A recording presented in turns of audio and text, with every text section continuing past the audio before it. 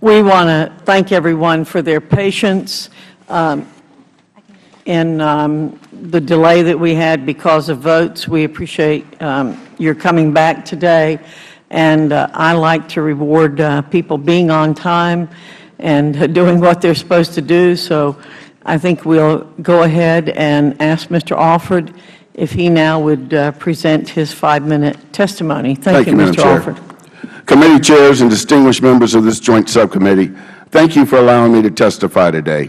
I am President and CEO of the National Black Chamber of Commerce, which represents the fastest growing segment of American small business, Black-owned businesses. At the inception of the NBCC in '93, there were 300,000 Black-owned businesses doing $33 billion in annual sales. Excuse me. Today, there are more than 1.9 million Black-owned businesses doing over $138 billion in annual sales. This fantastic growth leads to a growing demand for a larger educated workforce.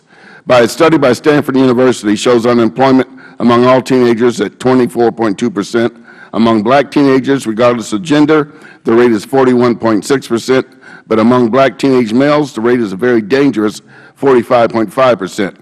Nearly half of that population is unemployed. The percentage of these young people who will be enrolling at the University of Southern California, Ohio State, etc., will be very small indeed. The best alternative is proprietary schools. The above is made all the more crucial when we look at the educational axis. The Bureau of Labor Statistics data shows that Americans with less than a high school diploma have an unemployment rate of 14.7%. Those with a high school diploma, 9.5%. Those with an associate degree or certificate, 8%, and those with a bachelor's degree, 4.5%.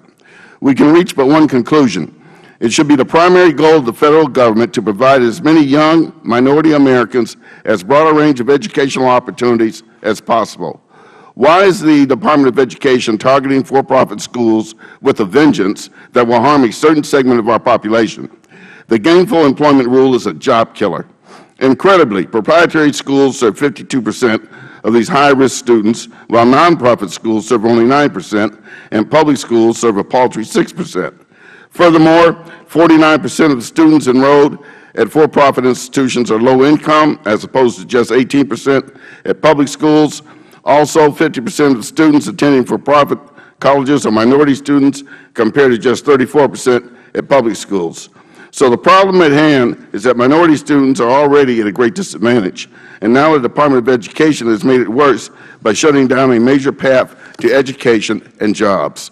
The Department of Education has drifted over into a lane reserved for the Congress of the United States, making laws. That the Department has created this rule is harmful enough. The process was definitely flawed, if not corrupted. We want to draw your attention to questions that beg your intervention. We know the secret meetings took place between Department officials and Wall Street short sellers that were placing heavy bets against the share prices of for-profit schools. What was going on? We know that the Department assembled a covert group of allies, including former employers of Department staff, short sellers, and competitors of the for-profit industry, and that they traded secret information against the code of the rulemaking process. The question is, what was going on? We also know that Department officials elicited negative information about for-profit colleges from the secret cabal, and the information was provided even when it was deceptively collected. What was going on? We know that the Department relied heavily on the now discredited GAO report, but never withdrew this report from the process of consideration. What was going on? We know that the Department assembled a biased rulemaking committee composed of a 16-to-1 ratio, meaning that there was no opportunity for the industry and the minority students they represent to have a fair voice in the proceedings. What was going on? We know that the Department was intent on punishing proprietary colleges from the very beginning, even while America's higher education challenges confront every type of institution. So what is the Joint Subcommittee going to do to address student debt, academic performance, and occupational preparation in every college in our nation? In conclusion, the Gainful Employment Rule is now the law of the land and will have grave consequences on hundreds of thousands of minority students. We want to remind everyone that to qualify for public assistance programs, proprietary schools must meet exactly the same academic standards set by the same accreditation agencies as Harvard or Penn State. The fact is that the opponents of proprietary schools are really trying to mask the same concerns that all colleges share, such as student debt, academic performance, and occupational preparation. The Black employers that I represent hope you will work together to find solutions to these vexing challenges, rather than make a scapegoat out of for-profit schools. The biased and corrupt process which produced this rule should be reversed through the Congressional Review Act or some other means. Thank you, and I look forward to your questions and discussions. I yield 8 seconds.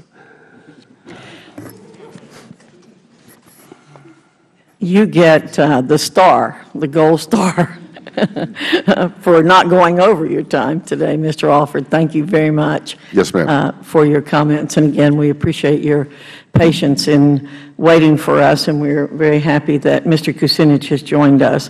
I just want to make a couple of comments, brief comments, and then I'm going to ask a couple of questions, and then we will take turns as members of the committee asking questions of the panel members. I first want to read a statement that was in the letter from Congressman Towns, who asked us to have this hearing because I think it fits well into a comment that I would like to make based on Mr. Carnevale's comments. In Mr. Towns' letter, he says, Mr. Chairman, I know there is good faith disagreement as to whether the GE regulations as written are right or wrong, needed or not needed, but there's one principle on which we all should be in agreement, and that is a rulemaking that allows non-elected government officials to establish policy and have the force of law must be fair, unbiased, and transparent. And then he asked that we have this hearing as soon as possible. Mr. Carnevale, I was very interested. I'm a person who's had some experience in higher education, and I was very interested in your comments about the need to focus on programs and not degrees. I have long agreed with that. I very much agree, I think even more so, that we should focus on skills and not necessarily on degrees. I don't agree with you that regulations make markets work better necessarily, but I do think that having information is very important, which is a big point that you made. And it seems to me that if that is true for one sector of higher education, it's true for all sectors of higher education, that we need students to have accurate information about the return on their spending or their investment. I don't think government makes investments, but people make investments. They make investments in money and in time. And therefore, I think you made a great case for the fact that if we're going to have regulations like these, they should certainly apply to everyone. So I appreciate very much the comments that you made. Now I'd like to ask Dr. Cortez a question. As you know, the Department of Education recently made a number of changes to the final Gainful Employment Regulation. Do these modifications allay your fears that the regulations are going to negatively impact students attending proprietary colleges?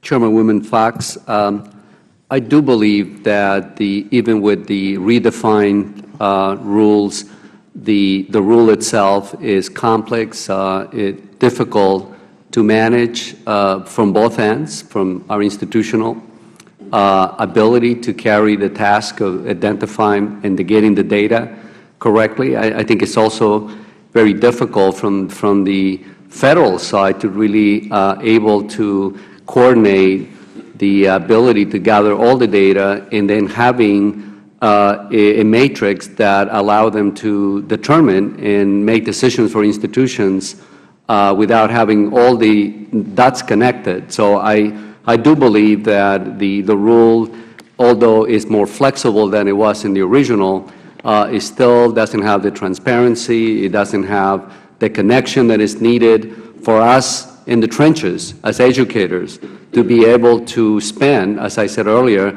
significant amount of time gathering data and not concerned about teaching and learning and providing the education that we need to our students we had taken significant amount of time at Berkeley College alone to try to gather the details that we need by July 1st to be able to comply with some of the rules that just came down. So I think the institutions in our sector in particular have been affected by this significant targeted way in that not all the institutions are treated equally, that it only, this GE rule is only applied to the for-profit institutions. I think it's unfair and not equitable. Do you want to say anything more about the Social Security Administration data that the Department plans to use? I mean, you touched on it in your comments, and we only have about 30 seconds, so let you keep that in mind. Absolutely. I think it's not only the privacy of the data and the confidentiality of Social Security information, but again, as I said earlier, I don't see how that database, along with the information that is being required, is going to be able to be managed in a way that will maximize the ability to make choices by the Federal Government to our institutions' welfare and well-being. Thank you very much. Mr. Kucinich, I'd like to recognize you for 5 minutes. I thank my friend, the gentlelady, Chair. I want to speak about the high default rates at for-profit institutions. Staff, could you put up display chart number 2, if it's available? Thank you. According to the February 2011 data released by the Department of Education, defaulters from for-profit colleges disproportionately account for 48% of student loan defaults across all higher education sectors. It's also true that 64% of the students at for-profit colleges are low-income minority students. Since these students are overrepresented at for-profit schools, they make up the majority of the default rates caused by for-profit institutions. Now, Dr. Carnevale, some for-profit colleges have argued that their high default rate is due to the fact that they disproportionately serve low-income minority students who are more likely to have financial stresses. And there's an assertion that that's the reason why you end up with so many defaults. But I'm just wondering if a more accurate description of defaults is that low-income minority students at these for-profit colleges are more likely to default because for-profit colleges have tuition costs that are in some instances 8 times greater than nonprofit public colleges, and thereby put those minority students who attend them in greater jeopardy just because of the sheer amount of expense and debt that they have to incur. I'd like your response to that. The social science on this is interesting and somewhat surprising, frankly, to me. We ran these numbers and expected to find, as we did, that there's a disproportionate effect on minorities and low-income students. But when you run statistical tests to figure out what the cause is, what comes through very clearly, and again, it surprised me, was that the cost and the low wage rate is the principal determinant of default. There does seem to be, in some ways, when data— You want to explain that? When you say cost and a low wage rate, what do you mean? That is, the reason people aren't paying the money back is they're not making enough money to do it, which I know is in some sense logical, but you never expect that in social science. So it was really very striking in the numbers. That is, the fact that people don't repay is because they can't repay. But you know, let's look at another variable here, which is a dependent variable, because when you look at the fact of the cost of the that nonprofit colleges have for foreign education, there's multiples of that cost as opposed to other colleges. I mean, wouldn't you agree with that? Oh, sure. But one of the things that— You may not be making up money, but the mountain you have to climb of debt is much larger if you are going to a for-profit college. And the size of the debt does appear to have a direct relationship on repayment. That is, people are intimidated by the debt, I guess is the way to say it. But let's not miss the connection. The size of the debt comes from the amount of money that people are charged for their education. This is part of this whole discussion that really is sort of a couple horizons away. We're talking about, in the end, in the short haul, whether the programs are worth it, but then there's a question that we haven't really addressed yet, is should the programs be least cost? That is, you can get two programs that are essentially the same thing. One in a community college will end up costing you $8,000 or $9,000, and a for-profit college cost you multiples of that. Should the government be concerned about the cost differential? That really hasn't come up much in this debate. Well, it's come up now. Yes. You brought it up. And I think that this committee is the proper forum for us to determine whether or not the low-income minority students who are experiencing these high rate of defaults are in a situation where they're boxed in by the extraordinary cost at for-profit colleges. Because, you know, when you're coming from an inner-city background, that's where I came from, I can tell you that going to college is like a dream, and people will do anything to do it, including, Madam Chair, taking on extraordinary expenses and getting over their heads and sometimes putting themselves in a position where they're in debt for the next 10 years or 15 years of their lives. But to the default rate, how do we deal with that? I want to thank the Chair for her indulgence and giving me some extra time here. Thanks. Thank you. Thank you, Mr. Kucinich. Mr. Petri. Thank you very much, Madam Chairman. Thank all the panelists for the effort that you made to be here today and to prepare your testimony. I had a couple of questions of Ms. Carpenter. First, I wondered if I could give you an opportunity, if you had any reaction to the points made by your fellow panelists. I'd be interested in hearing them. Thank you very much, Congressman Petri. I do have some impressions as a layperson, a parent, a graduate. Clearly, I'm thrilled that there is more public discourse on the topic of educational reform as a whole. I think it's a vital vehicle by which Americans of all socioeconomic sectors in our society can use to attain their personal pursuit of the American dream. And given my experience in reentering the workforce in a dramatically changed economic environment, transitioning from an industrial age society, a more nationally oriented business economy to one that is far more global, more technologically advanced, clearly we're living in times of transition. And once again, as I stated in my testimony, we are now faced as a nation in addressing the appropriate responses in the educational forum to meet the demands and needs of our society and our economy. So thanks to all of you for giving very, very important consideration to what the best reform would be. Beyond that statement, I would really defer to other people who are more professionally invested in the process to speak specifically to the issue of what's before us for the Gainful Employment Regulation.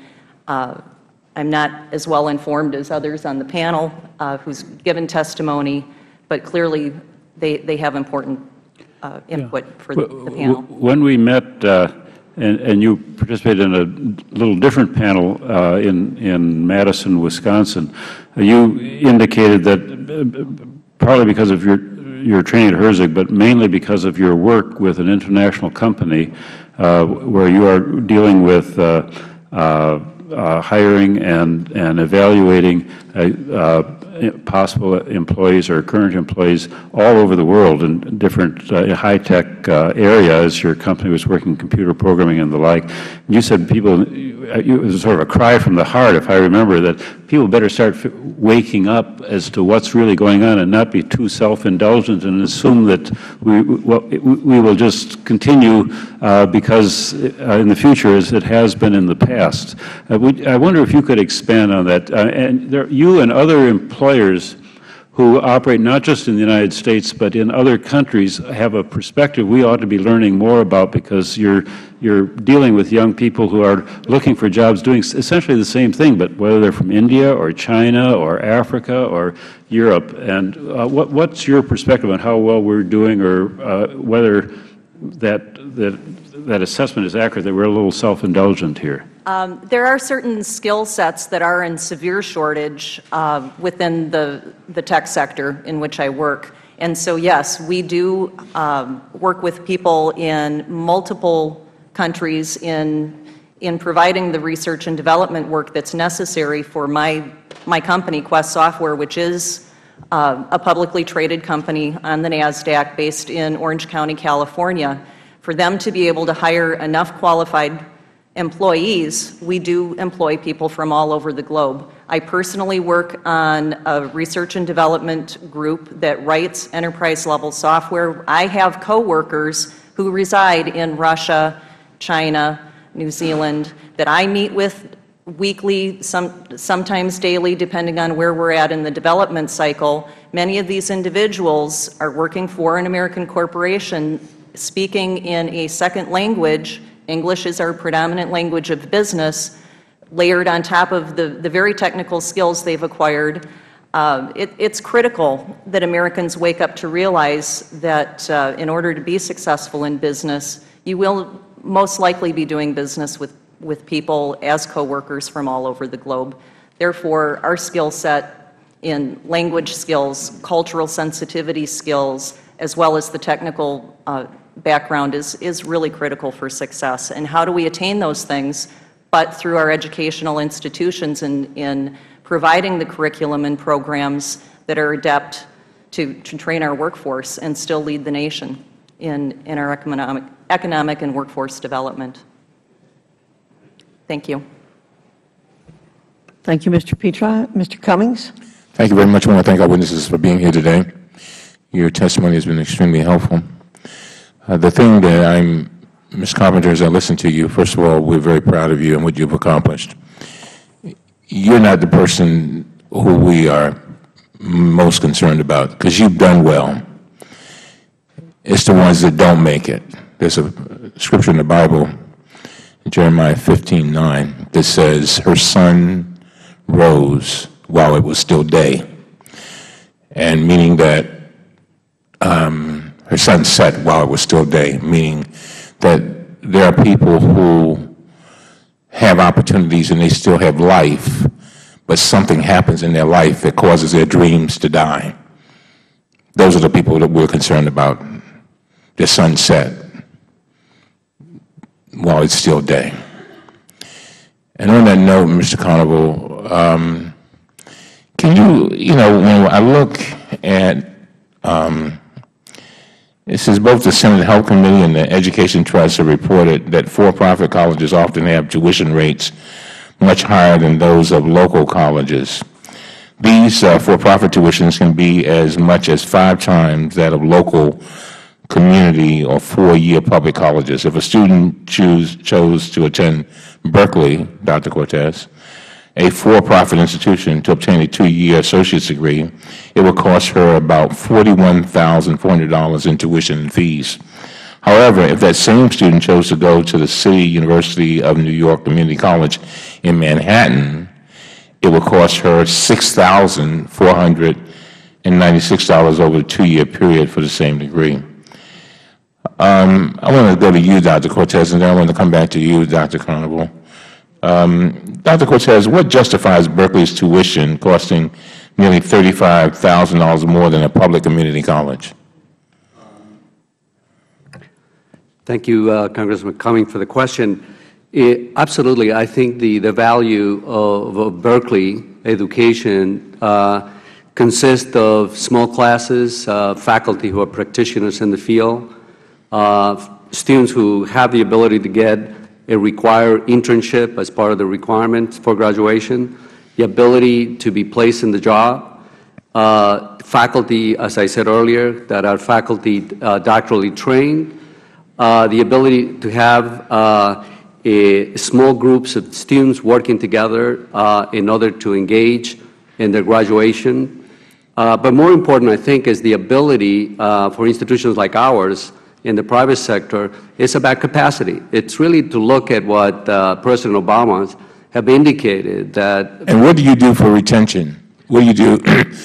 Would you use any of the money that you make for retention? Absolutely. We invest over $37 million back in institutional aid to assist students through scholarships and grants to subsidize the additional money that they don't have besides what they get from Pell or TAP in New York or TAG in New Jersey. So we do invest significantly not only in our own income going back to the students, because we know they need it. Mm-hmm. The average salary. But is that what most of these schools do?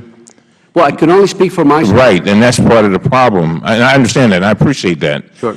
But Dr. Coates, as you described, much of your student population is being at risk, is that right? Absolutely. The majority of our students need significant remedial work.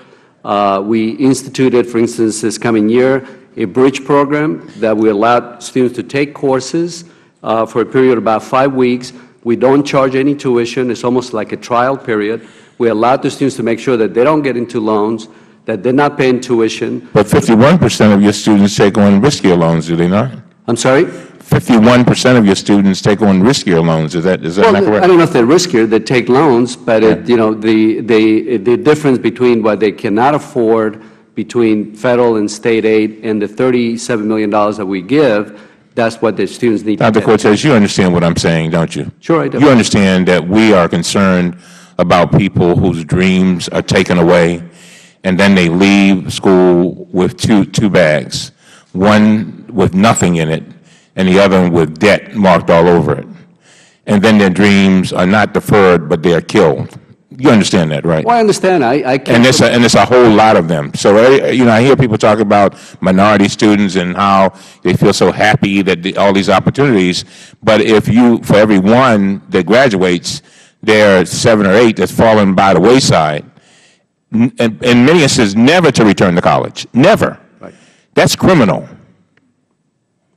Criminal. Absolutely. I think I'm a product of a public school, New York City education, and I'm a product of a community college.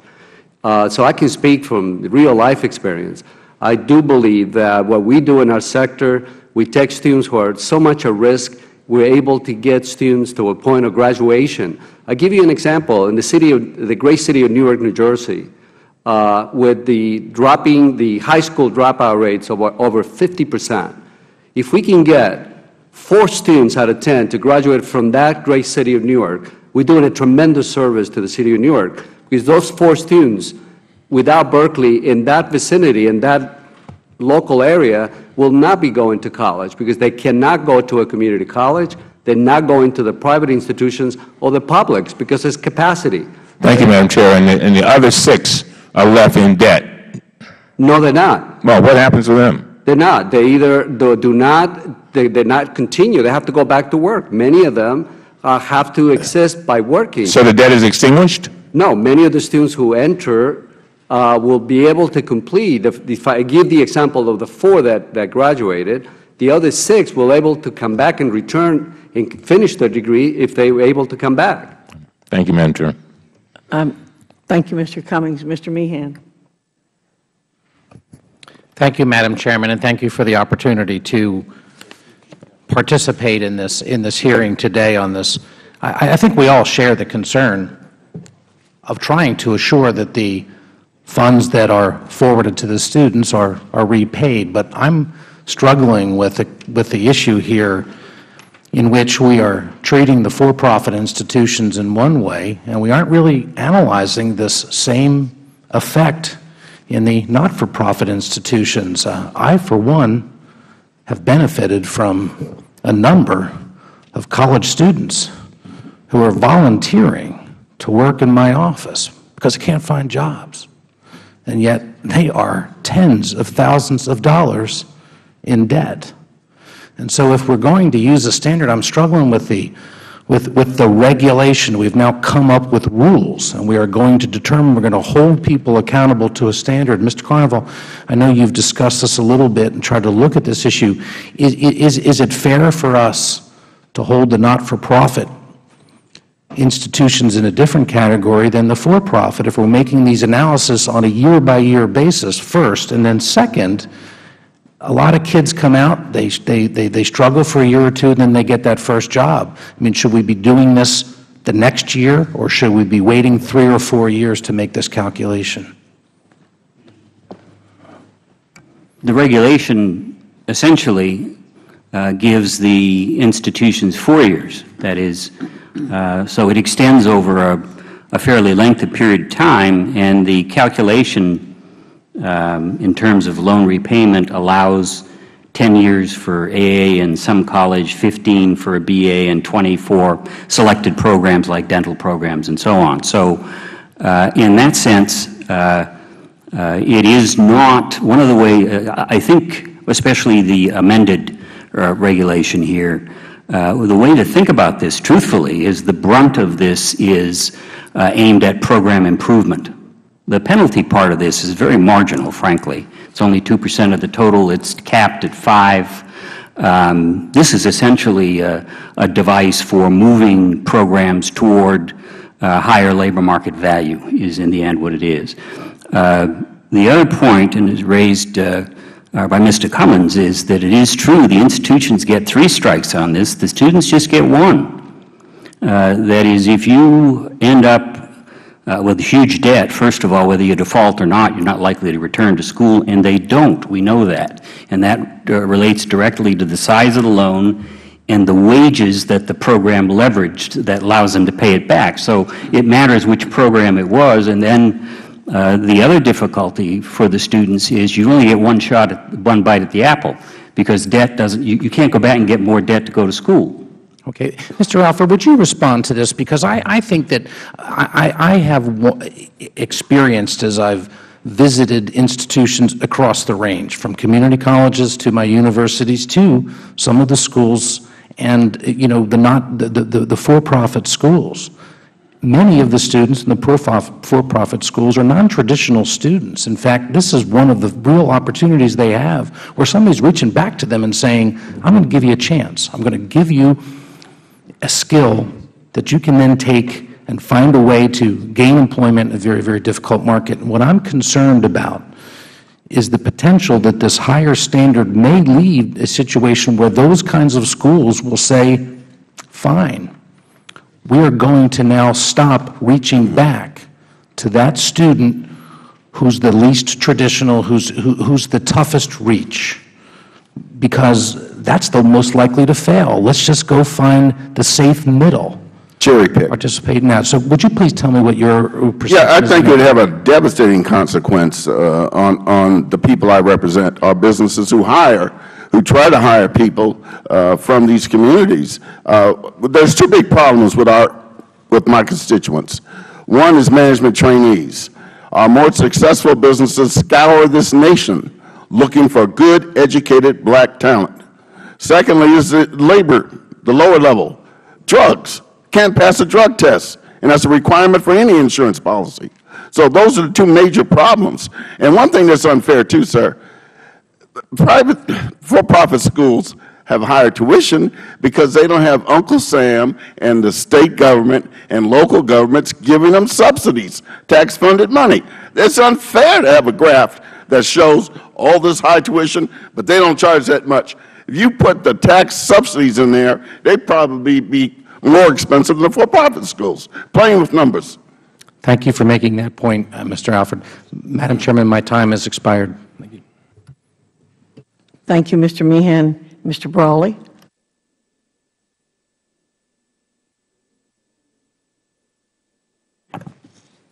I would like to make it clear at the outset that the entire focus of every conversation we should be having about higher education is whether students are achieving progress toward a degree at a reasonable rate, and whether the Federal dollars being invested in any of these institutions meets the expectations of taxpayers who are providing that assistance, whether that's a for-profit college, a nonprofit college, a private college, or a public institution.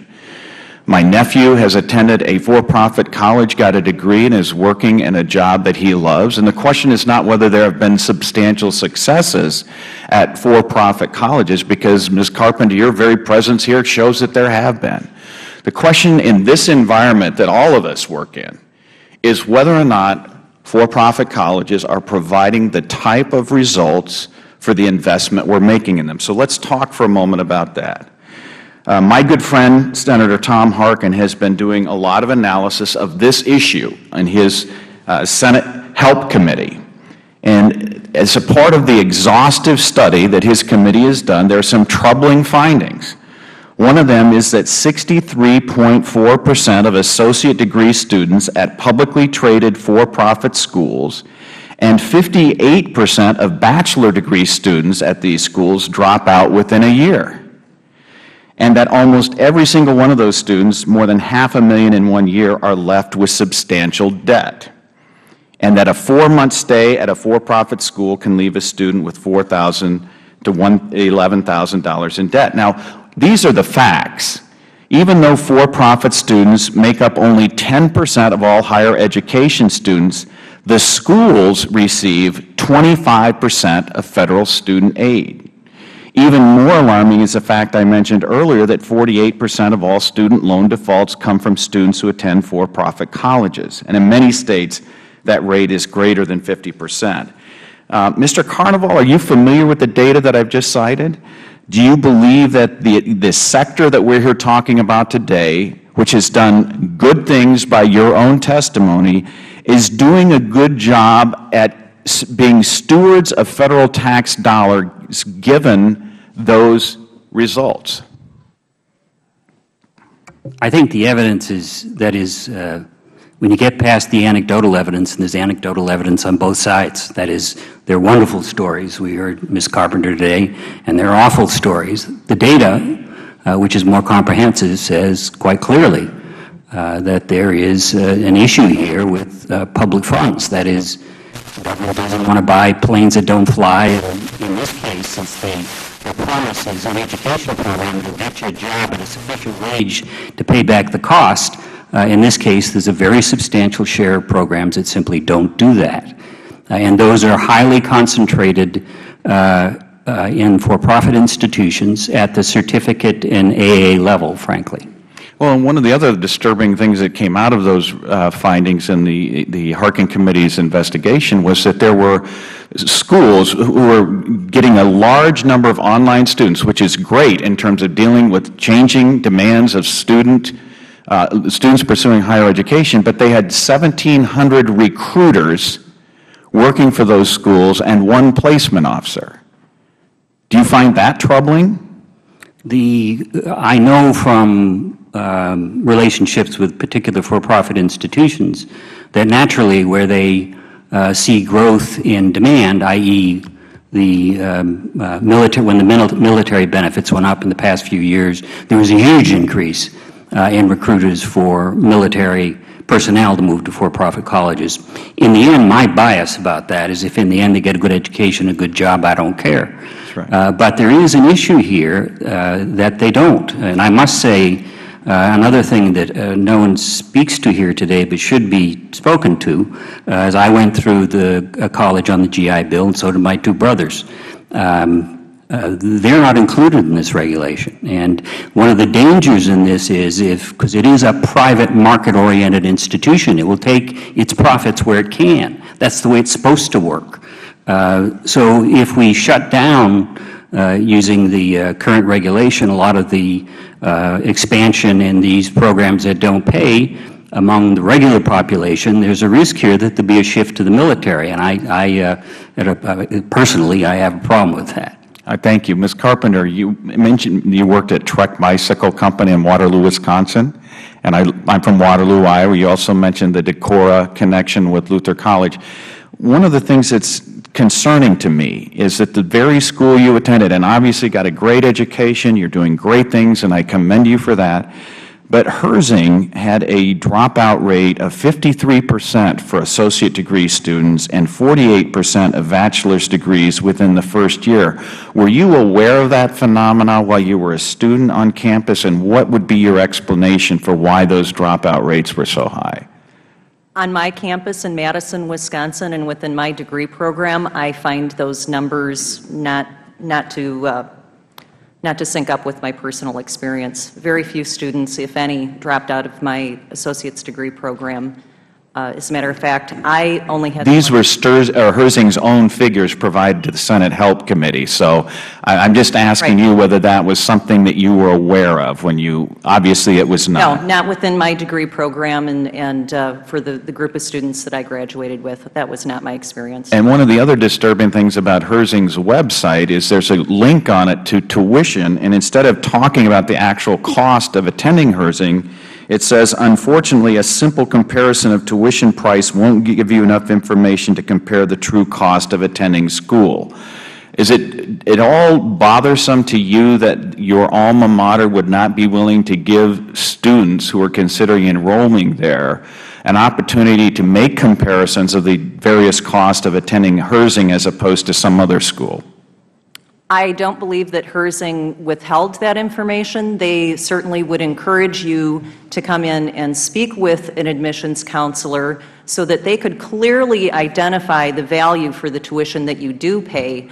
I was absolutely well aware as a consumer what the cost would be. One of the reasons that Herzing was a true value to me is that within my testimony I had mentioned I attained an associate's degree within a year and a half time as opposed to the traditional 2 years, based on block programming, based on the availability of coursework. So I think that Herzing is doing a very intelligent job of allowing themselves the opportunity on a one-on-one basis to sit down with prospective students and explain how their program is differentiated, how they are differently situated and valued, and giving potential students, prospective students, all of the facts to know what will my education at Herzing cost in comparison to other options, other institutions for the same types of pursuits, same types of degree programs. And the onus is on the individual consumer shopping for their own education. And I think it's an advantage, as I mentioned, that Herzing gives the opportunity to encourage their students to come in and talk about that one-on-one and not rely on face value information in a website that doesn't tell the whole story. Ms. Carpenter, thank you very much. Mr. Braley, you get the prize for going over the farthest. Ms. Biggert. Thank you, Madam Chairman, and I thank the witnesses for being here and your patience while we had those pesky votes, which seem to have taken an awfully long time. Thank you. My question, I'll start with Dr. Cortez. I went to, have gone out to visit several of the schools and gotten some information, but when this first came up, we were talking about why doesn't disclosure work? Why, if you want to know how a program works in a school, for example, one of the schools I went to, and I don't have the numbers exactly, but they were all over 90%, and this was their School of Nursing, and 92% of all those enrolled graduated. 96% of them passed the certification test, and 99 to 100% of those that had passed the certification found jobs. Now, this seems to me that this is this then gives a student or a consumer choice on where they want to go, and looking at the programs rather than looking at the debt to income, determining whether there's value to students. Is this something that you would see that would work, or are there other things besides this? The way that the gainful employment has been, I guess, described, and is there something else that you think would work? Thank you, Madam Bigger. I do agree. I think it's all about, to a certain extent, consumer protection that we're looking at. If you look at Berkeley College today in our website, not only you'll get the full tuition clearly stated, we have every single indicator of graduation rates, debt to default rates. We have by degree, each degree, the level of graduation. We believe that transparency is very important in our sector. We make clear that we have a code of conduct that talks about not only academic excellence and student success, but then we put that information right very clearly that everybody can look and they can compare costs. For instance, in the state of New Jersey, for example, with the lowest, we have the lowest tuition increases of any of the institutions in the state of New Jersey. And in fact, we have one of the lowest tuition of all the private institutions in New Jersey, which include, of course, Princeton and other private institutions. We have the lowest tuition rates. So we do very clearly look at making sure that our students get the information they need to make. One of the things that really impressed me, too, at these schools is how they worked with the local businesses, Right. And what they were able to, so that they were able to find jobs for the students, and they had the colleges had a rapport with these businesses. Could you address that? Yes, absolutely. We work very closely with the industry and the advisory from the corporate sector. Every degree has an advisory board. So that means that for fashion management or for accounting or finance or marketing, we work very closely with the business community for two reasons. We want input to make sure our curriculum is up to date, that we look at the changes in the global economy to make sure that we're training our students to get into the marketplace. But more important, we're making connections with them in order for our students to get the internships that I mentioned earlier, and also for the ability to get them placed once they graduate. As an example, someone mentioned that there were only one career placement in some institution. We have over 20 career placements professionals making sure that our students from the beginning, from their freshman experience, all the way up to the senior year, they get the level of advice and counsel. Thank you. And I'd like to just ask before my time, Mr. Alford, would you comment on this?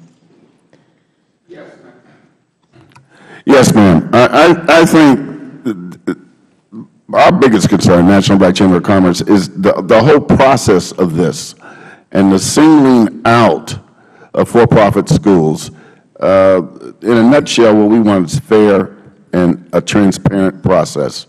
And as I learned in the military, Leadership 101 is fair and impartial treatment for all. And I think some are getting less evaluation, an unequal evaluation, if I may use that term, than others. And it's quite clear. Community colleges have a lesser graduation rate than for-profit schools, but you don't hear talk about that. I heard talk about the Senate hearing that quoted the false GAO report, even after it was divulged that it was false. So I think there's some, it's not the process that I think that makes this country great. I hope I answered you. I agree with you. I yield back. Thank you very much. Mr. Miller? Thank you very much. I should go to button pressing school. For holding this hearing, Madam Chair, and I want to thank the witnesses for testifying. Ms. Carnevale, I think that you sort of set the stage when you talked about the changes in the economy and in the workplace and in the requirements that have taken both up and down in terms of where you would get your degree and certificates and the rest of that. And that's why many of us have been very strong supporters of the for-profit sector in higher education, and believe that they do fill a need for many students, and certainly adult students as they originally started, people who had to work full-time and also try to secure an education to acquire new skills or a new job or what have you that they saw on the horizon, but sort of like the old saying, friends don't let friends drive drunk. I have a lot of concern about a sector that I've been an advocate for a very long time in my 37 years on the committee, that we've got some outliers here that are giving real heartache to the American taxpayer. And you can keep saying, or not you, Mr. Carnevale, but the panel and other members can keep saying that somehow this only applies to for-profit. It doesn't only apply for for-profits. Of the 55,000 programs, as Mr. Hinojosa pointed out, 37,000 are in public institutions, and 5,000 are for nonprofit, and 13,000 for-profit. And for the public institutions, they're there because this is the first president that raised issues about the completion rates of two-year institutions, which are abysmal. They're outrageous. But the suggestion that somehow this is just targeted for-profit. I was one of those that went to the administration and said that their original ruling was wrong. But the point is that this is the question. Then the members of the panel suggested that this high standard will force people to leave the field or to cut out non-traditional students. This high standard is that 35% of your former students are successfully repaying the principal on their federal loans in their third and fourth year after they leave the school. What if you're a used car dealer and you went to the bank and said, I want to borrow money, but 70% of my customers are going to default? I don't think you get a loan from the bank for your used car business. But if you're in this business, 70% of your customers might default, and you're okay for the taxpayer to put up the money. And you only have to meet that in 1 out of 3 years. 1 out of 3 years. And there's no penalty until you really screw up. And this is a burden that apparently this industry just can't suffer. We're talking about maybe 2% of the programs are going to be implicated here. And I suggest, and as I had suggested to the industry, you might want to look internally and think that you got some outliers here that you should have dealt with within the various associations here.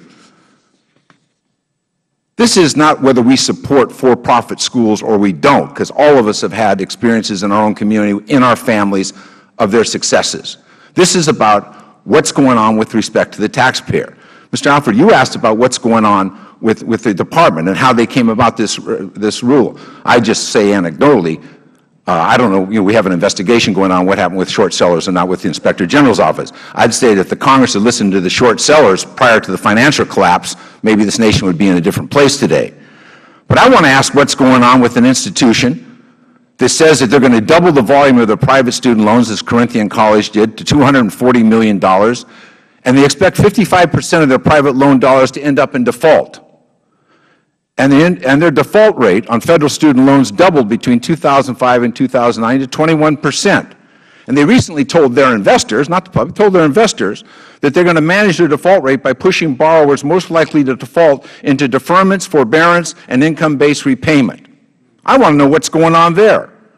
I want to know when Bridgeport Education buys a college, it takes the price of the amount of money spent on education from $5,000 to $700 per student. I know there's great savings in the internet, but at the end of that process, 64% of their bachelor's degrees and 85% of associate degree students are withdrawing from that institution. What's going on? Because when they withdraw, they've already given over part of their Pell. They've already given over part of their student loans. Their account's running down. I want to know what's going on when that same institution then, which gets 86% of its money from the federal taxpayers, has 30% profit and 30% on marketing. I want to know what's going on at the ATI Career Institute in Texas when the state work board found that 300 of their employed graduates had no jobs at all, and 427 graduates were not employed as the institute reported they were, and the state cut off all of their WIA funding, but they're still eligible for Pell Grants and for student loans. I want to know what's going on. I want to know when the repayment rate for 4 out of 5 of the profit schools receiving the most Pell Grants on the GI Bill is 37% and 31%. I want to know what's going on. It's not a question of whether I support private schools, for-profit schools or not. We sit on this side of the dais on behalf of the taxpayers who are on that side of the dais. And that's why we have these inquiries. And that's why we have a rule that probably does not much more than develop a lot of information. And I think it will cause some people swimming at the bottom of the pool to swim a little faster to try to stay off the bottom. But I think that's a minimum. That's a minimum that we can ask as members of Congress on behalf of the taxpayers. Madam Chairman, if I just might say, I would just say this. We also want to ask what's going on when Indiana, Illinois, and California and Florida have joined to look at for-profit institutions there. Indiana Attorney General asking questions about institutions. Florida investigating 8 institutions on violated the unfair business practices. Iowa, student default rates. Kentucky, job placement, recruitment practices. Massachusetts, recruitment practices and student loan practices. Mr. Miller, as you There's know, an obligation that runs to us, and I appreciate as you know, you very can generous with the time, and I appreciate you can put whatever your comments are in the record. I've Dr. seen Rowe? the record. It doesn't do so well. Thank you. But I appreciate the offer. I think I won't give a speech. I'll try to ask some questions. I gave the speech already. I spent 24 years in school, not including kindergarten, so I basically overdosed on school, and all in the public school system, not in the private, not in the for-profit. And Dr. Carnival makes a great point, is the whole purpose is to get an education and hopefully find gainful employment once you leave that institution that will pay. If the argument is here that it's too expensive to go to school, I couldn't argue with that more. I served as a foundation board president at the college where I attended and helped to raise money to help educate people that were lower income as I was when I went to college. But to give you an example, if the gainful employment rule is to be applied to everybody, I looked at Georgetown, a great university, just before I came here. $41,000 is a tuition and $58,000 to go there for a year. If you get a job teaching school somewhere after that's over, you can never pay that back. If you're a police officer in Johnson City, Tennessee, where I'm from, you can never pay that back. I had a medical student's dad call me the other day and said, Dr. Rowe, he said, my son has $212,000 in student loans, and he's starting his residency, and he'll make about $30,000 a year. Just the interest on his student loan is $1,200 a month, just the interest. He didn't have anything left to eat after that. So it's not just for-profit universities, it's everybody. School is too expensive, and I couldn't agree with Dr. Carnell. He makes great points. You should go to school to get a job to pay for something. The other thing I think that's a little misleading, having been a foundation board president, is that when you compare the for-profits, the bricks and mortar are not calculated in those tuition fees. All those multi-million-dollar buildings, as Mr. Alfred pointed out, that's not amortized into that cost. So it is in the private tuition that is amortized in the cost. Could you point that out? You made a great point a minute ago, is that you're not really comparing apples to apples. Agree with that? Absolutely, sir. Yeah, I think that's... I envision Ohio State, my alma mater, University of Wisconsin, just humongous, all paid for by taxpayers. And Ms. Carpenter made a point of some students, and many of them are not traditional students, in a much smaller classroom setting. Your average freshman class at Ohio State or University of Tennessee in freshman English is 200 to 500 students, sometimes watching a video screen. I have a problem with that. And it is true, when you get into a smaller classroom setting, it is going to cost more money to do that. And I think, Ms. Carpenter, you made a tremendous point. Information is key. So you can go in and make an informed consumer choice. That's what I did when I went to school. I knew my choice was, I didn't have the bus money out of town, so I knew where I was going to go to school. But it was an informed choice. And I think that's what you did. You made a very informed choice about what your needs were. Obviously, you were not an 18-year-old as I was, 17 when you started college. You had a little more of an idea about what you needed to do. I didn't. And graduation rates, Mr. Miller makes a tremendous point on that, is that if you look in our own state of Tennessee, where you get a Hope Scholarship to go to college, to junior college, to community college, or to a four-year school, 50% of our students in 2 years don't qualify after that. They lose their Hope Scholarship because they're not succeeding academically. And I think if we're going to do this gainful employment rule, Everybody should have to do the gainful employment rule. I don't have any private. If you're going to set standards, and there's no question there probably are some bad actors out there that are not living up and doing what they need to do. But everybody ought to have the same standards in this country. Mr. Alford made that, and thank you for your service to our country, by the way. Everybody ought to have to apply with the same rules. If you're going to do that, then private schools should, public schools should, and for-profit schools should. Dr. Cortez, would you comment on that? Yeah, I do agree with you, Congressman. As you know, not all for-profit institutions are alike. Do you know, for example, that there are only 94 regionally accredited for-profit institutions in this country, in Puerto Rico? That's an example of the differences. Berkeley College is a brick and mortar. We own our buildings. We pay taxes, local, federal, and state. We invest back into our community, into our technology. When you look at our sector, we led the sector in technology, in distance learning. Not all our students, most people assume that for-profits are all online colleges. They're not. Colleges like ours are 80 years changing lives in the state of New York and New Jersey. And there are many family-owned businesses that are for-profit that put a significant amount of money in the economic development of the region. In your folders, you have a report that we put together.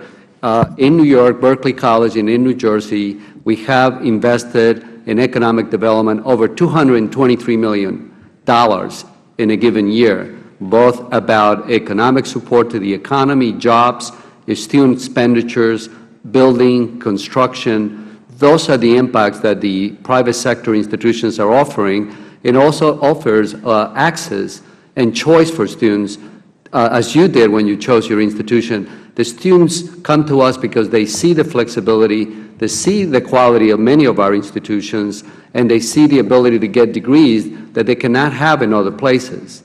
In the state of New Jersey, for example, we're the only two institutions that often offer fashion merchandise degrees, and we're one of them. So they can't go to the public institution because they're full. Then they come to us, and we do a very good job.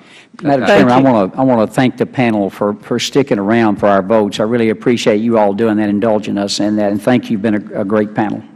I yield back. Thank you, Dr. Rowe. And Mr. Davis? Thank you very much, Madam Chairman, and I also want to thank the witnesses for being here. It seems to me that we are holding a hearing in search of a problem that is not being addressed. And I say that only because the rules that have been promulgated, that have been issued, seem to be fair, seem to be balanced, provides opportunity for correction. And I was one of those individuals who urged the department, as they were having discussions and looking at making new rules, to try and make sure that they took into consideration the needs of all the institutions, because I represent a large number of for-profit institutions of higher learning. I also represent a large number of public institutions of higher learning. So I want everybody to be treated fairly. As a matter of fact, the philosopher Camus is supposed to have said one time that I love my country, but I also love justice. And so I love every opportunity that we can find for access to higher education for our citizens. But I also love transparency. I love factual information. I love serious analysis. I love good counseling and information that will help lead individuals to the kind of choices that will not only improve the quality of their lives, but will give them the resources to pay back whatever it is that they owe. Dr. Cortez, let me ask you, as you know, the continuing resolution that the House leadership offered sought to cut Pell Grants for over 1 million students by approximately $845 per student. Some Republicans have recently described Pell Grants disparagingly as a welfare handout and highlighted it as in need of substantial funding cut. How important are Pell Grants to your students, and would a loss or reduction in Pell Grants harm access to higher education for your students and those who attend your institution? Thank you for the question, Congressman Davis. Absolutely. I think the loss of any funds for the students that we serve is going to impact their ability to access and to persist in college graduation. I'll give you an example. Many of our students sometimes in the middle of the year come to us for additional funding that we could provide as institutional aid in order to pay their books, in order to get transportation to their school, in order for them to pay their rent in their homes. We're talking about students, which I mentioned earlier, an average family income of somewhere around $25,000. So it would be harmful to your Very harmful, extremely harmful. Thank you. Let me move on because my time is about to expire. Mr. Alford, let me ask you, and I've had a great time working with you and the National Black Chamber of Commerce, have a great deal of affinity for the work that you do and for your organization, and I thank you for it. Thank you, sir. I was struck by your testimony, though, at one point where you suggest that for-profit schools are the ones that truly are serving low-income and minority students. And so I asked, what about the HBCUs? What about the HSIs? What about the PBIs? What about these minority-serving institutions that are public or not-for-profit and do a great job? Yeah, and I support them, and they are at capacity. University of Wisconsin, when I graduated in 1970, its enrollment was 3% black. Today, 2011, its enrollment is 3% black. The University of California system, each semester they have fewer and fewer blacks matriculating at those schools. So HBCUs, yes, sir, but they're a small percentage of the potential we have to educate our people. I mean, the largest HBCU is Howard University's 11,000. You get from Southern at 10,000, Texas Southern at 10,000, and then you're down to 4 digits in any of those schools. They couldn't house 40 million, a population of 40 million people whose children need a higher education. I would certainly agree with that and indicate that they still have capacity, though, that is unmet.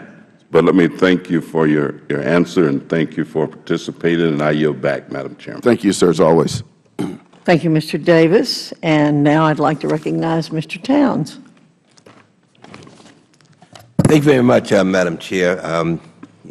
Let me also thank you for holding this hearing. I really appreciate you moving forward with it. And I want to thank the witnesses for being here and to say that I know that it's been a long day and it's been a tough day for many of us in terms of conflicts. But the point is that I'm happy that you're here.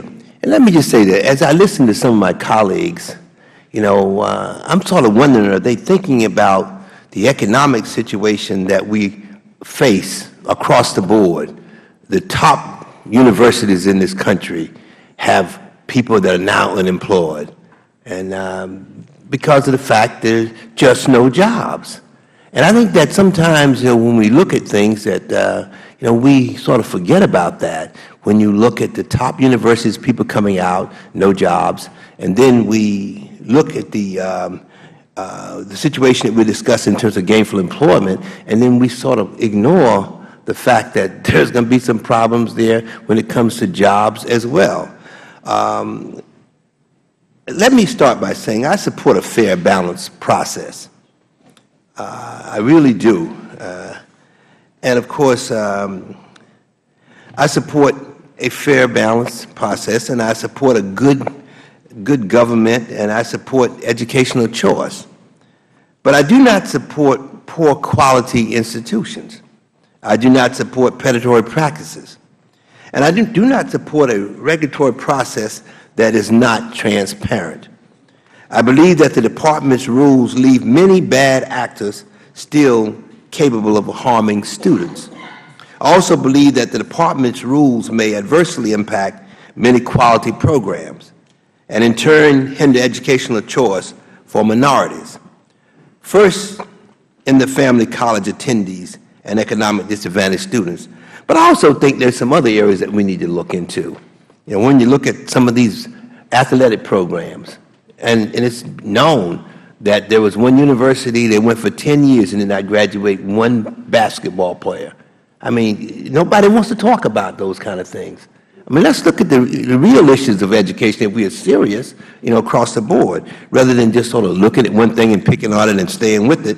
You know, I'm also not certain that the process which the Department came to the rule was entirely fair and balanced. I'm not convinced of that. I heard some of my colleagues saying it was fair and balanced. I'm not sure of that. There are a number of aspects that are currently undergoing review by the IG of the Department, and until we have the final report, how can we say? We won't be able to say it. I don't see until we get that information. So I'm just sort of cautioning my colleagues. Mr. Alfred, let me just sort of raise this with you very quickly. I share your concerns regarding the disproportionate impact that this regulation will have on minority students, as well as your concern regarding the process by which the regulation was crafted. I agree with many of my colleagues here today that there are numerous good things being done by career colleges, though I also agree that there are a few bad actors in the mix. Some are citing examples of, of questionable recruitment practices, and I've heard all of that, and low retention rates.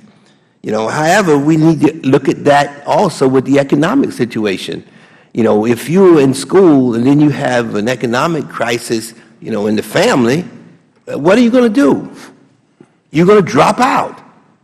I mean, so I think that sometimes we just look at these things and we sort of looking at them with tunnel vision.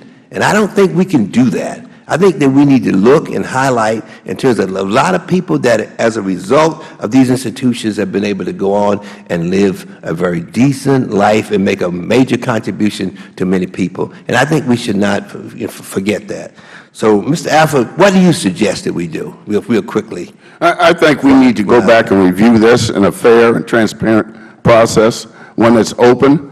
I think when a short seller writes an article, subprime goes to college, and he's talking about the gainful employment rule, how they're going to make this happen and they're going to make big money. I think something's wrong with that. And that same individual can go into the inner circle of a federal agency and talk to executives of a federal agency and make suggestions. Talking about Mr. Eisman, it stinks, and something should be done about that. I think we need to go back and punt and reevaluate this. Right. My time has run out, Madam Chair, and I would like to just ask unanimous consent that the statement by Mr. Alcee Hastings from the state of Florida, that his statement be included in the record. Without objection. Thank you, Mr. Towns. Mr. Bishop. Thank you, Madam Chair. I appreciate you holding the hearing, and I apologize for arriving so late. Another committee I was on had a markup. But this is an issue that I am very interested in. Let me start. Ms. Carpenter, I read your testimony. I found it very moving, and I congratulate you and Herzig University on doing such a good job. There was one particular statement that you made that I just want to highlight. You say, my associate's degree from Herzig University has proven to be of high value to me and my employer. My employment history with Quest Software is but one example that proves that fact.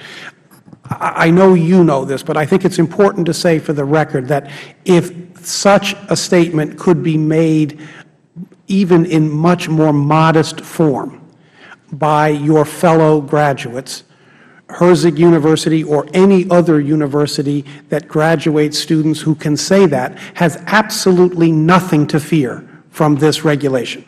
Nothing. So congratulations. I'm glad your experience went well. And what this regulation is designed to deal with, as Mr. Miller said, are the outliers, not those who are doing the work of providing access to a higher education and to help people get the American dream. And I'm glad you're on your path to the American dream. I want to pick up on where Mr. Miller's questioning was. This regulation, in my view, and I was one who urged the Department to withdraw the first pass at this. I felt that it was an unfair regulation, and I frankly applaud the Department for going back and having several iterations of this. And I won't engage you, Mr. Alford, on whether or not the process was transparent, but I think reviewing 90,000 comments, I think that's something that is not to be taken lightly.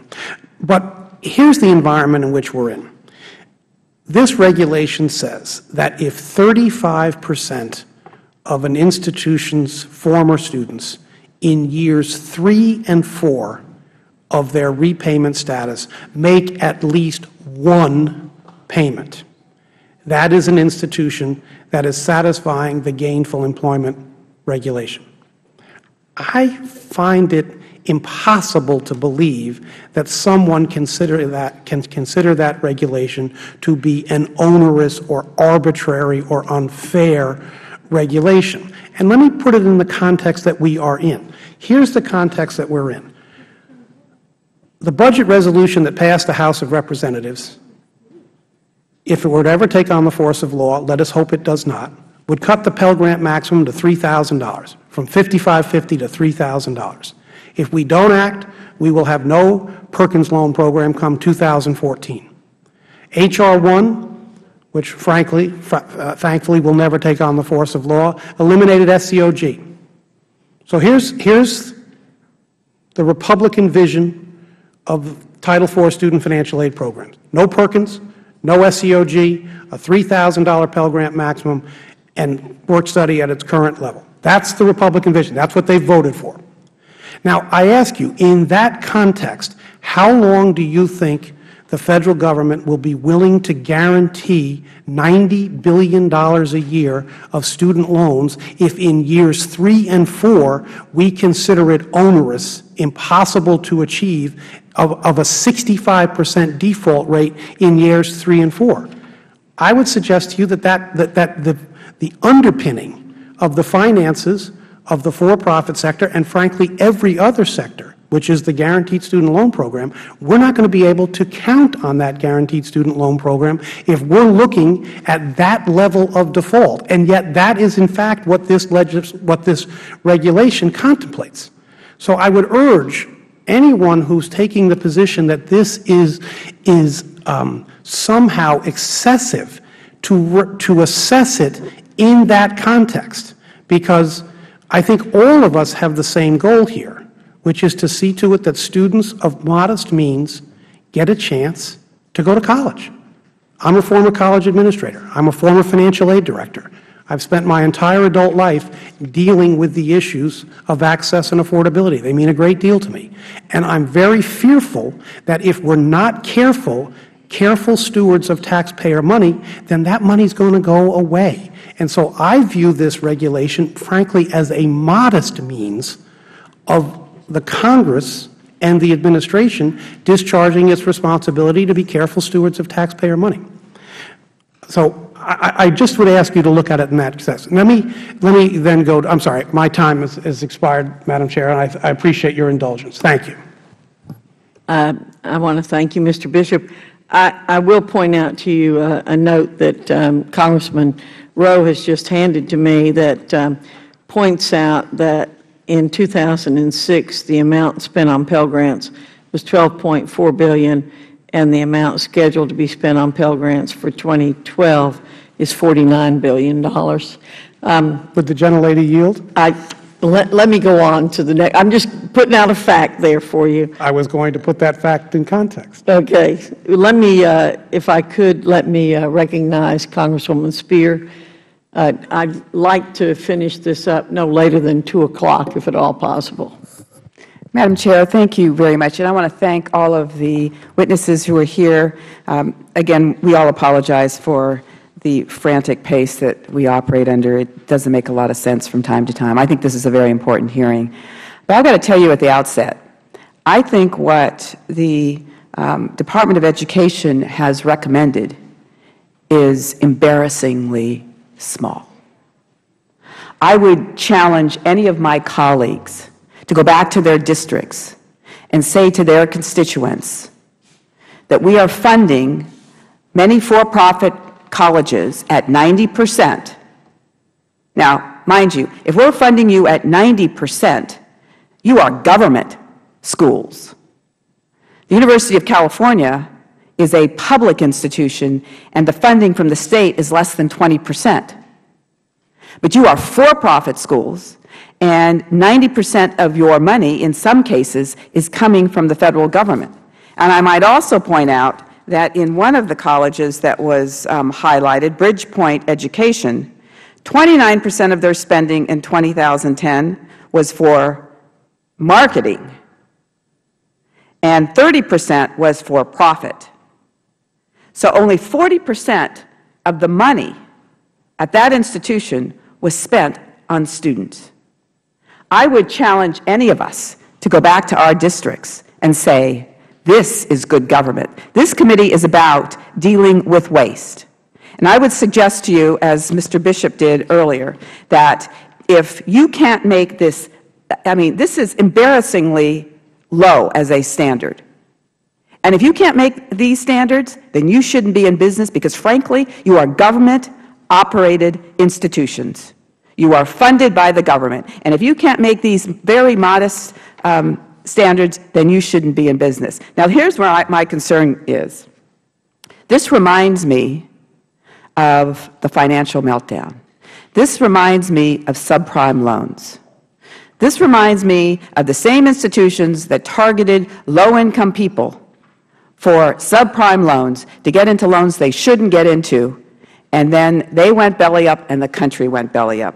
One of the institutions has said that it is looking at student profiles for recruitment. Welfare moms with kids, pregnant women, recently divorced, low self-esteem, vocational rehabilitation, experienced a recent death, physically and mentally abused, drug rehab, fired or laid off. That is the target population that some of these institutions, these for-profit institutions, are seeking candidates from. Now, my concern is, since these actual standards don't apply to the military, to veterans, guess what's going to happen? We're going to have some outliers, I'm not suggesting that you are, but some outliers going out and targeting our veterans. And we've already had cases. Frontline recently did an evaluation and actually said to a Marine sergeant who was enrolled at the Art Institute, told the recruiter they suffered from PTSD and was ensured that the college had special tutoring programs for veterans, and he later flunked out of his photography degree program for being unable to finish the work and receiving no help from the college. Or former Marine Wade Cutler and Guardsman Brad Seliga, also in the Frontline report, who were hired by Ashford University specifically to recruit fellow veterans, both of whom quit in disgust with the way veterans were being suckered out of their GI Bill benefits. Now, my question to Mr. Carnevale, do you think that we are going to see a engagement now by these for-profits to focus on veterans because they're not going to be subject to these modest standards that are being suggested by the Department of Education? Well, I don't want to make this a character assault on people who run these institutions, but I used to run for-profit operations, and I can tell you I would. That is, I would go after the populations where the money was and the regulation wasn't. In the end, I have no problem with that. My problem would be, what's the outcome? And unless we start judging these things by the outcome, it's good that for-profits chase after abused women. If they serve them, that's fine. And that's what I think this regulation does. It demands that we use outcome standards to judge the use of public funds efficiently. And if we don't start looking at efficiency in post-secondary education, there's going to be no more equity because we can't afford it. I might also, thank you, Mr. Conovelli. I might also point out that the University of Phoenix received over $84 million in post-GI Bill benefits, and it increased its recruiters to the military from 91 in 2003 to over 452. So I'm putting word out to all the for-profits. I'm going to watch what happens to the profiles of veterans in your programs, because we need to protect them. And we are not going to have them waste their great GI Bill benefits on institutions that don't deliver. I yield back. Thank you, Ms. Spear, and you, of course, can put anything in the record that you would like. Ms. Waters. Thank you very much, Madam Chair. I'm very appreciative for you allowing me to take part in this hearing today. I have a long history dealing with private post-secondary private schools. I come from the California State Legislature, where I created a whole body of law relative to private post-secondaries and private schools based on my experiences in South Los Angeles. I ran job training programs there, and I watched the recruitment methods. I watched the kind of messaging that was done by many of these private post-secondary institutions and private colleges, where they raised the hopes and dreams of a lot of poor people who certainly did not realize any careers or real jobs from the Pell Grant money that they allowed to be spent in these institutions, and it was disheartening. And that's why I've spent so many years on this. I do believe that this potential scandal is going to be bigger than the subprime housing meltdown scandal, where many of our homeowners were tricked into mortgages and loans that resulted in foreclosures.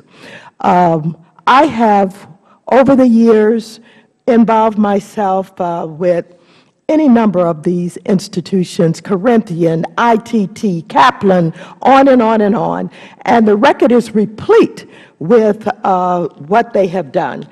I take particularly exception to this messaging that talks about how well you're doing for minorities, and how if you are not offering opportunities for minorities, they're not going to be able to be educated or to have careers or jobs.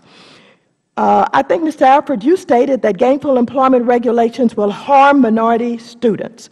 But students attending these institutions are already being exploited. Students at for-profit institutions represent 12% of all higher education students, 26% of all student loans, and 46% of all student loan dollars in default. How would you propose that we protect these students from being saddled with debt and low prospects for job opportunities? And how is it that these very, very mild conditions of gainful employment that was just described by Ms. Spear is going to harm the private school industry? Mr. Alford. I have a lot of relatives that have grown up in your district, and those who received education, many from for-profit schools, are doing well, raising families and living prosperous lives. Those relatives of mine around 73rd and Hoover and going further into South Central who did not receive education are either dead, in jail, or on welfare. Education is the key. So I don't think hurting an opportunity, a vehicle to educate someone, is a productive thing to do. I don't know what you just said. I was listening for some facts. I thank you for sharing with me that little vignette about what happened in It was real, ma'am. It's real. But you have no facts. So it does not resonate at all. I want to ask a little bit, well, I have something here. I understand there's been a lot of talk about the rulemaking process. I would like to submit the list of program integrity negotiators. For the record, the negotiated rulemaking included several different types of stakeholders, all of whom stood to be impacted by the rule. The following communities of interest were represented: students, consumer advocacy organizations, 2-year public institutions, 4-year public institutions, private nonprofit institutions, private for-profit institutions, college presidents, admissions officers, business officers, financial aid administrators, regional accreditators, national accreditors, workforce development officers, lending community representatives, test publishers, and state higher education officials. I'd like to submit that to the record. Without objection, Ms. Waters, and I will point out to you that your time is up. Thank you very much. I appreciate the opportunity. I'm sorry I was not, Madam Chair, able to get into all of this discussion about short selling because I really do want to reveal something about what is taking place in that whole area. I yield back the balance of my time. Feel free to put other pieces in the record. We have all done our best to express our appreciation to the members of the panel for the disjointed hearing that we had today. We appreciate your being with us on a Friday afternoon. Some of you came from long distances, and we understand the hassle of coming here to Washington anytime, but particularly when you come from long distances and I don't know if you're going to try to get away on a Friday afternoon, but we do want to thank you very much for coming, and I hope you will return sometime under a little more relaxed situations. And with that, the committee stands adjourned.